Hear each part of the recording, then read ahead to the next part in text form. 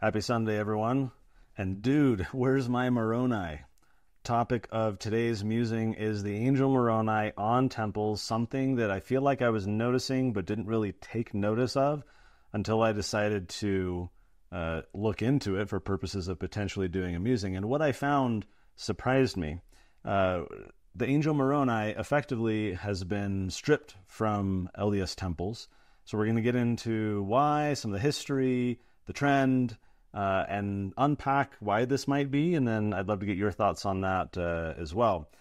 For years past, there's been kind of this brewing consternation, you might say, over the cultural abandonment or the abandonment of certain cultural things in our religion.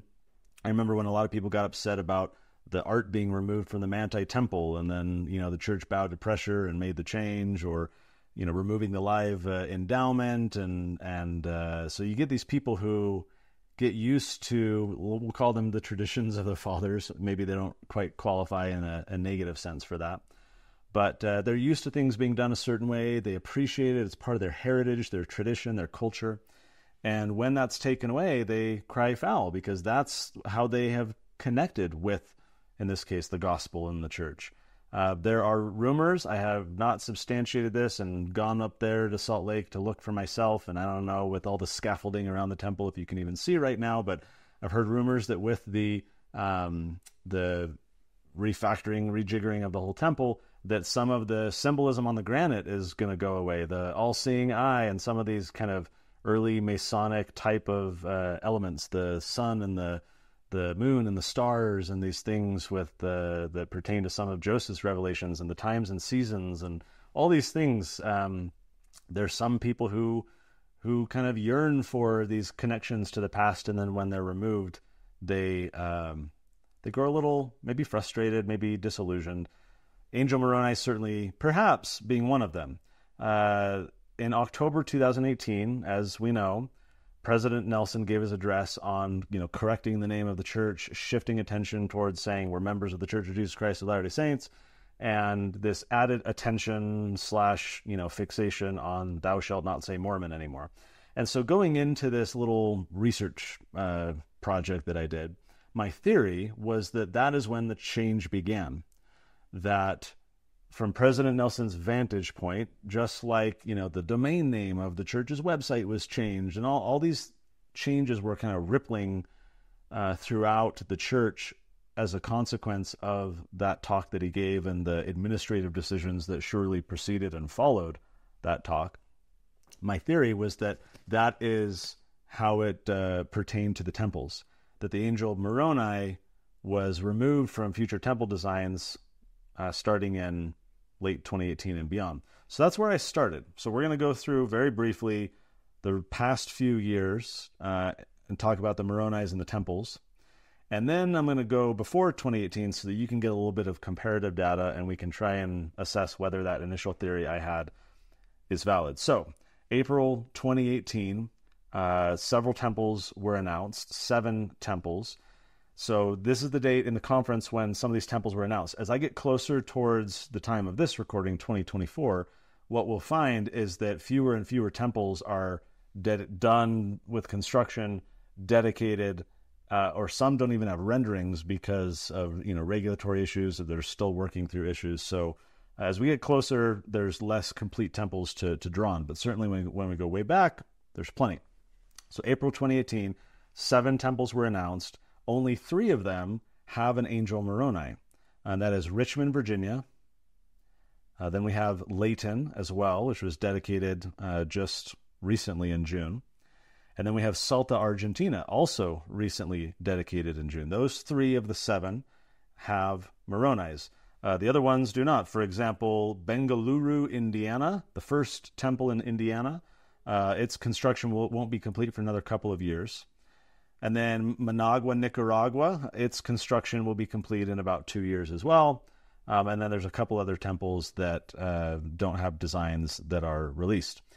Let's fast forward a little bit to October 2018. This is the general conference in which President Nelson gave those remarks. And 12 temples were announced. Keep in mind, President Nelson became president of the church, I believe it was January of 2018. So in the April 2018 conference we just went over, he was president of the church. Here in October 2018, obviously he's president of the church, and this is where he gives his talk. He announces 12 temples. Only 3 of them have Moronis. So that is Yuba City, California, which was dedicated last October.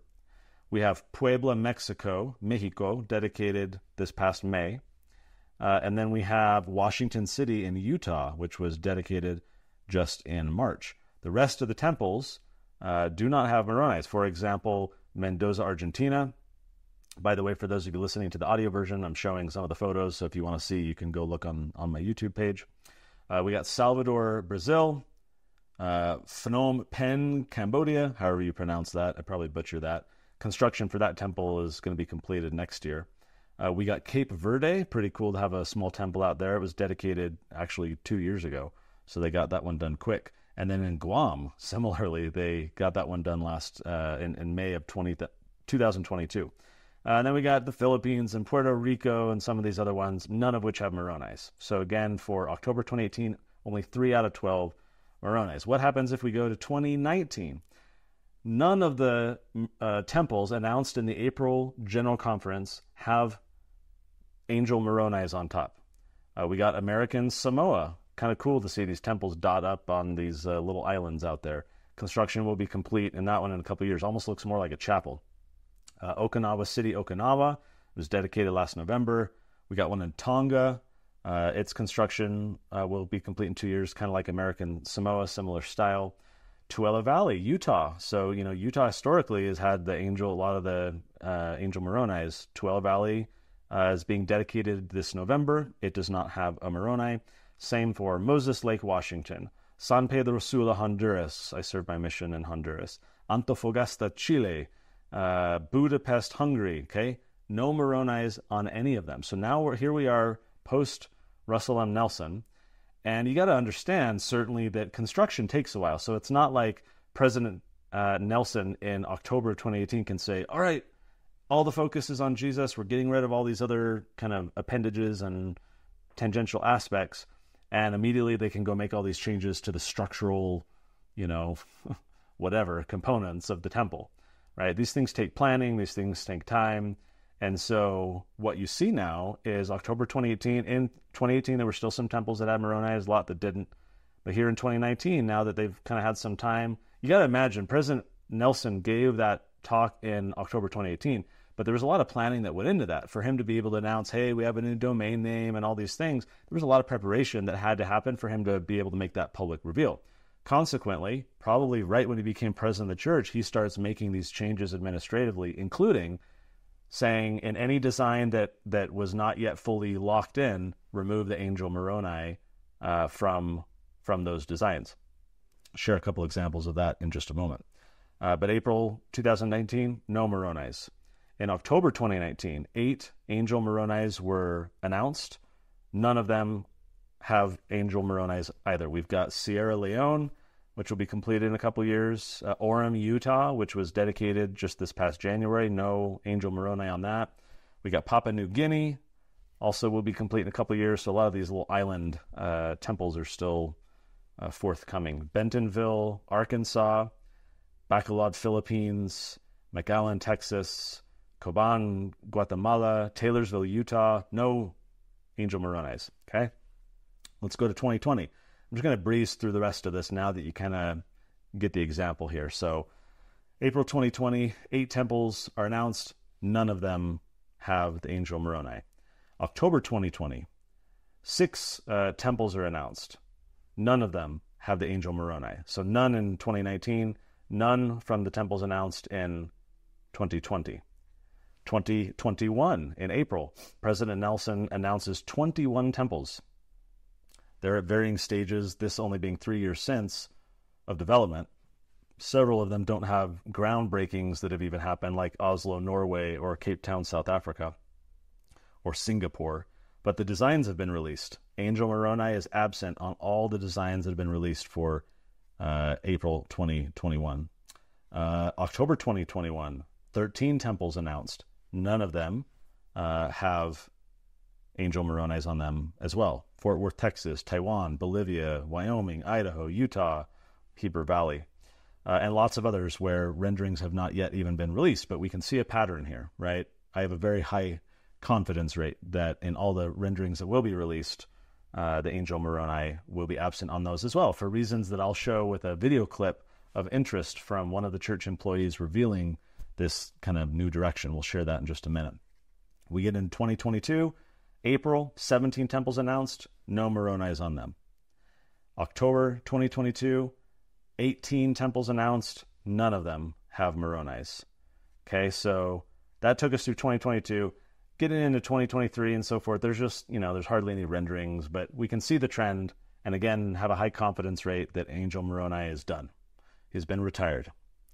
Okay, so then the question becomes, what about before 2018? If my theory is that President Nelson's involvement is right at this inflection point where the church is pivoting, and what was happening for many decades is now being removed, what about before 2018? In 2017, 5 temples were announced, and 2 of them had Angel Moronis, so 2 out of 5. And only the ones in the United States, by the way. So Pocatello, Idaho, and Saratoga Springs both got Angel Moronis, but in the Philippines and in Kenya, there was no Angel Moroni. And in Brasilia, Brazil, there was an early rendering that did have the Angel Moroni statue on it, but it was later removed. So initially the announcement was, hey, here's the design and the Angel Moroni will be involved. But somewhere along the way, while President Monson was in charge, right, this was before President Nelson, we only had 2 out of 5 with Angel Moronis. This is kind of chipping away at my theory, right, that it was this 2018 consequence of President Nelson. But give it a minute, maybe you'll change your mind. 2016, 4 temples are announced. 2 of them have Angel Moronis, Quito, Ecuador, and Belém, Brazil. Lima, Peru did not have an Angel Moroni. Neither did Harare, Zimbabwe. However, like Brasilia, Brazil, that I mentioned in 2017, here in 2016, the Zimbabwe temple, the early rendering, had a statue, but it was also later removed. Kind of interesting to see that. Let's go back to 2015. Only 1 of 3 temples announced in 2015 have an Angel Moroni. That's in Ivory Coast.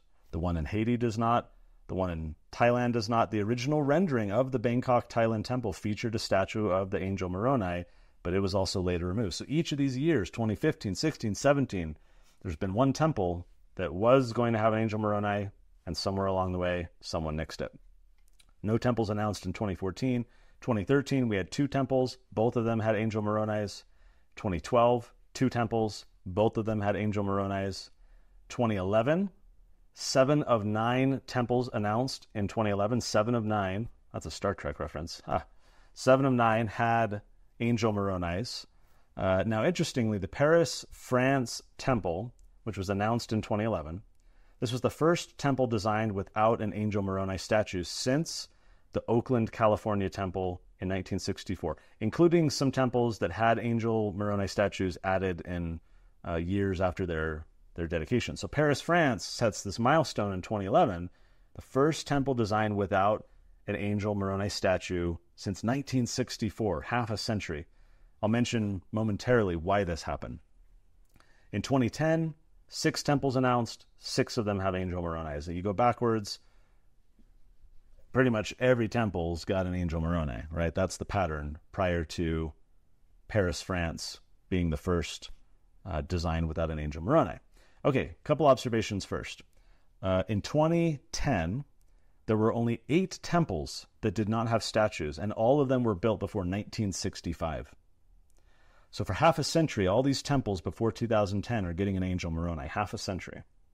Setting a clear precedent, a clear pattern, a trend that many of us have grown up in the church kind of expecting that. There's kind of a myth or whatever that the Angel Moroni faces east where Christ is going to come, and that's the case for a lot of Angel Moronis, not all of them.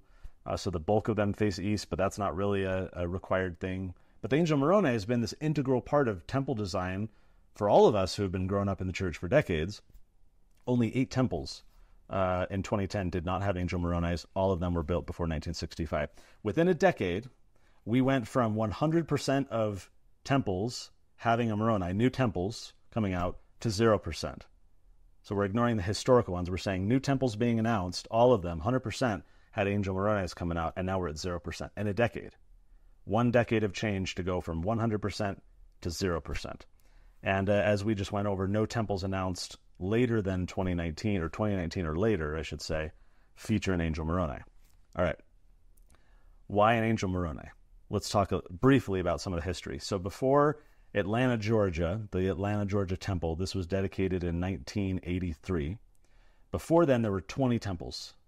5 of them had Moroni statues, only about 25%. The first Angel Moroni statue was placed on the Salt Lake Temple in 1892. Earlier temples had weather vanes, so, the spin in the wind and so forth, including one of an angel with a trumpet on the Nauvoo Temple and a book in its hand. And this references the angel in the book of Revelation that is heralding the second coming. This is in Revelation 14, verse 6. But it wasn't until 1956, this is 64 years and 5 temples later, that the Los Angeles Temple received the second Moroni statue. Okay, so we went from 1892, Salt Lake City Temple getting a Moroni. We get 5 temples later, 64 years later, and the LA Temple gets the second one. And then 18 years and 6 temples later, the third one gets erected in 1974 on the Washington, D.C. Temple. Now in Atlanta in 1983, this starts kind of a new trend because they come up with like a fiberglass version of Moroni. It's lighter, more versatile, cheaper, and so forth. And so that starts to set kind of this new trend. And from then until 2017, so 1983, Atlanta, Georgia, until 2017, we would add 135 temples and 134 more statues. And then statues were also added to 8 existing temples. So important was this iconographic element in our church construction and outward portrayal that they went back and refurbished, and when they were doing some upgrades for temples, they got Angel Moroni's as well. So by the end of 2016, we went from 25% percent of temples having a Moroni to 95%. Okay, so the Paris temple that I announced earlier, 2011, they had an issue where the local zoning laws would not permit a spire or a statue. And so that was a regulatory thing because of the local laws, but then that started kind of this whole snowball, not saying that it was precisely because that, but perhaps that led some in the church offices to kind of reevaluate, and actually it was easier to do it without a Moroni, or we saved money, or it, was faster. I don't know what. But 2011 becomes the first one, and it was because of local zoning laws. And then there were plenty others after that did not have an Angel Moroni, not because of any zoning or legal issues. It was a design choice. So by 1982, this is just prior to Atlanta, Georgia, 1983. By 1982, we've got 20 temples. 15 of them do not have a Moroni. So that's 75% of temples are without an Angel Moroni. Then we go from 1982 to 2016. Now we've got 155 temples. 10 of them, only 10 of them are without. Only 6.5% of temples are without. We went from 75% without, and now that's what, not even, it's about 35 years later, we're in 2016. We went from 75% without to only 6.5% without. Huge trend shift. And then 8 years later, we go from 2016 to 2024. 8 years later, we got about 250 temples that are dedicated, under construction, or announced, and about 130-ish that are without, roughly half. So we went from 75% without to 6.5% without, and now back up to about half. And presumably, as the pace of new temples continues, presumably under President Nelson and his successors, we're going to have way more temples that don't have Moroni's, and so that percentage is going to only increase. Okay, so as I said, the theory of why this happened was President Nelson's 2018 talk, and that prior to October 2018, there were all kinds of internal decisions being made and things being taught and stated to church employees to make these changes before it was announced to the public. So it could have been all throughout 2018, President Nelson is kind of enforcing this. But as we saw, 2017, 16, even into 15, you've got a few temples that don't have Moroni. So this trend appears to predate President Nelson, at least in part, right? Some temples are getting it, some aren't. There's no rhyme or reason. There's never been any statement as to why, but some temples are still getting it. But then after October 2018, zilch. No temples have it. So the trend went from basically every temple having an Angel Moroni to, for a few years, having kind of a mixed number that have a Moroni. President Nelson gives his talk, and then none have a Moroni. Here's from the church's newsroom website. They say, while the Angel Moroni statue occupies a prominent place on many temples throughout the world, symbolizing the restoration of the gospel of Jesus Christ, it is not a requirement of temple design. Some temples may include the statue, while others may not. Okay, not a lot of revolutionary insight there, but that shows you from the church's perspective. Here's from a 2020 response from the consultation services team of the church, whatever that means. Sounds like a big bureaucratic type office. Consultation services. It's like, hey, what do you do for your job? Oh, I work for the consultation services department. What does that even mean? This was posted on the church's historical record blog, so 2020. They said, location is paramount in deciding whether to include the statue or leave it off. Factors such as building codes and cultural perceptions play a large role. Many of the smaller or remote temples do not include it in their designs, such as the Paris, France, which we talked about for zoning reasons, and Port-au-Prince, Haiti temples. Now, this doesn't satisfactorily explain why the Moroni-free temples are being built in places that have other temples. Keep in mind, starting in 2019, no temples are coming out that have an Angel Moroni. And then 1 year later, here's church employees on the blog saying, well, location matters a lot, and there's different factors like building codes and cultural perceptions. And, you know, some of the temples in remote areas don't have it in their designs.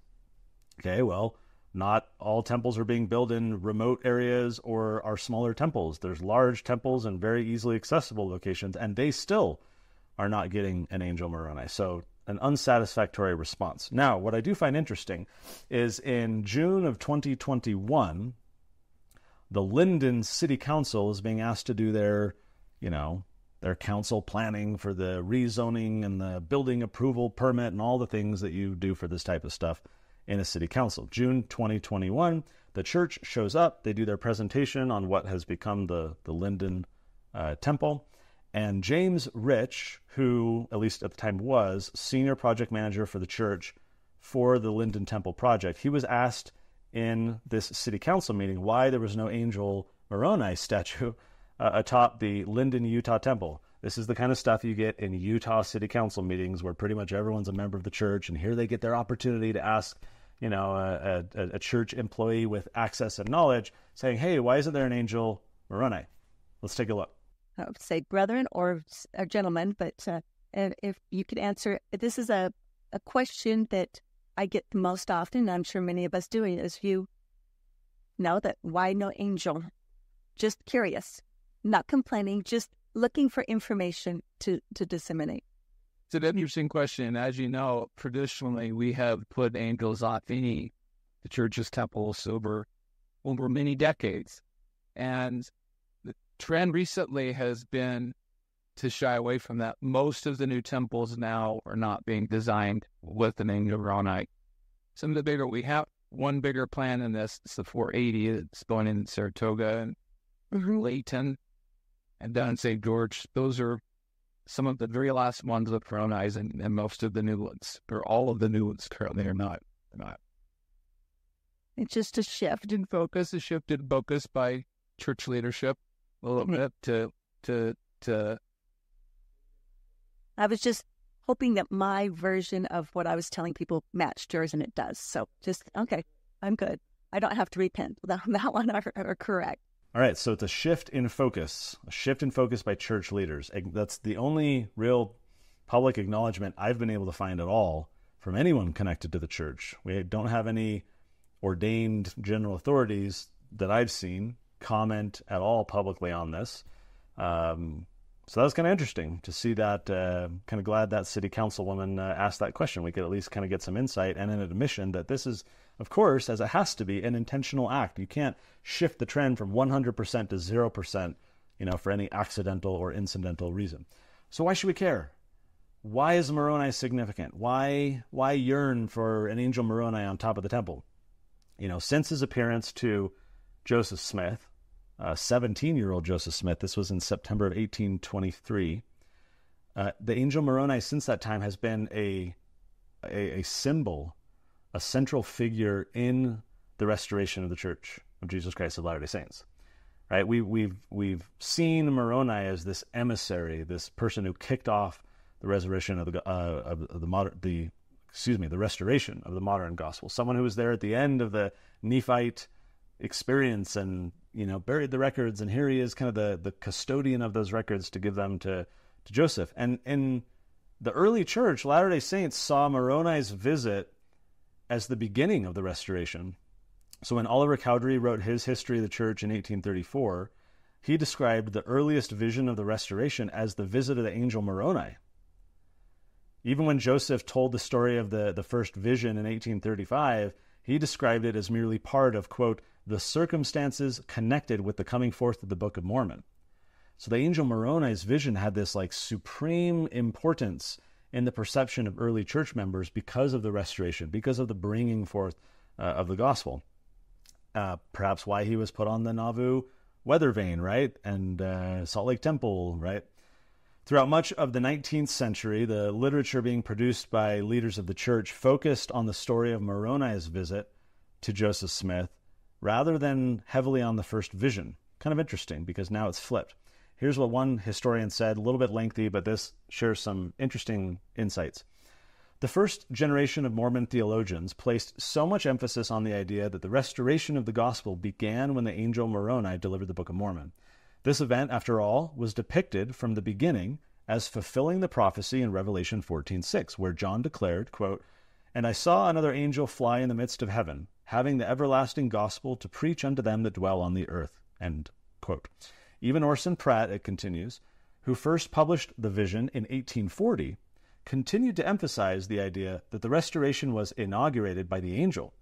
In an 1848 tract, he asked the question, "In what manner does Joseph Smith declare that a dispensation of the gospel was committed unto him?" His answer was that Joseph Smith testified of the visit of an angel of God, and that this claim was in fulfillment of biblical prophecy. Pratt continued, quote, "Though Mr. Smith had taught a perfect doctrine, yet if he had testified that this doctrine was not restored by an angel, all would at once have known him to be an impostor. John testified that when the everlasting gospel is restored to the earth, it shall be by an angel. Mr. Smith testifies that it was restored by an angel, and in no other way. This is another presumptive evidence that he was sent of God." That's the end of Pratt's quote. The historian ends with this.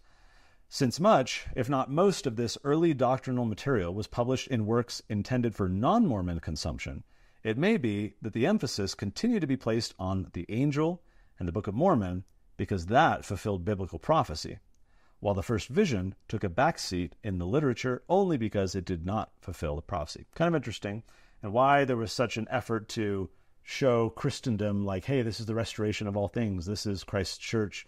Come join us, using kind of the biblical proofs and trying to use scripture in the Bible to demonstrate why the church had been restored and why this is the true gospel. This is consistent with what President Hinckley said in 1997. Take a look. The figure of Moroni atop many of our temples is a constant reminder of the vision of John the Revelator.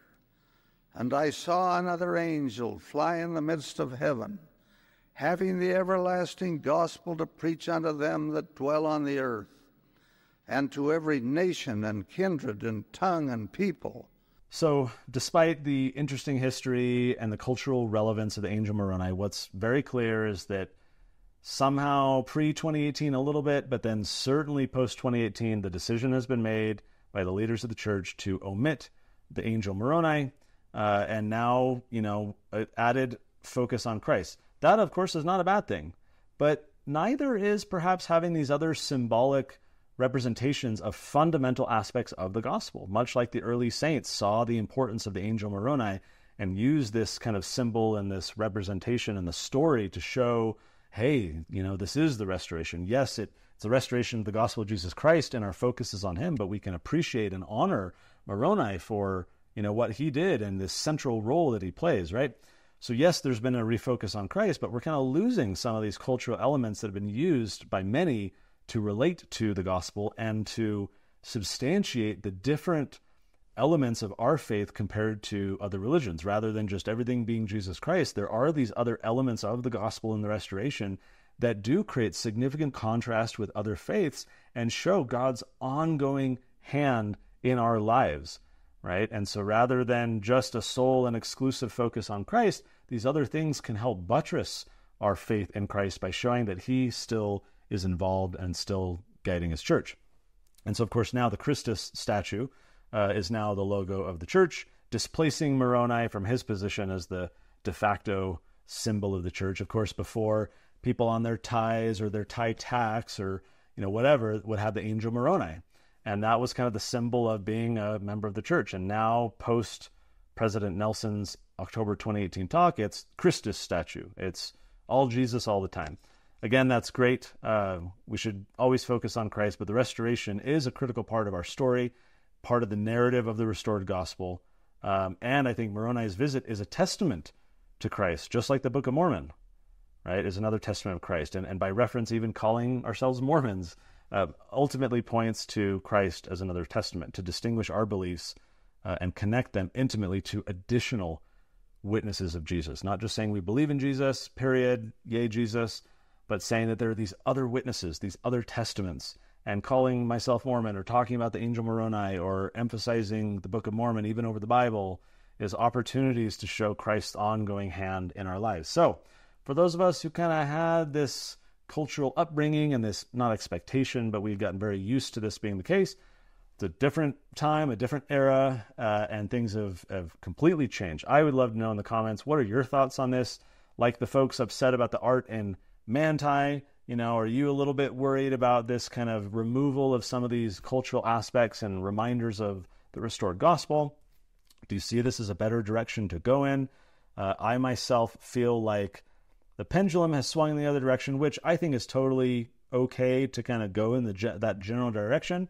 But sometimes it feels like this can be a little bit extreme when people are like, thou shalt not say the word Mormon, right? And kind of look at you sideways if you use that word anymore. Or if you kind of say, oh, it's kind of, odd to totally remove all Angel Moroni, presumably because, as the church employee said, there's been a change in focus or a shift in focus by church leaders. And so pretty much that got kicked off after President Nelson's talk.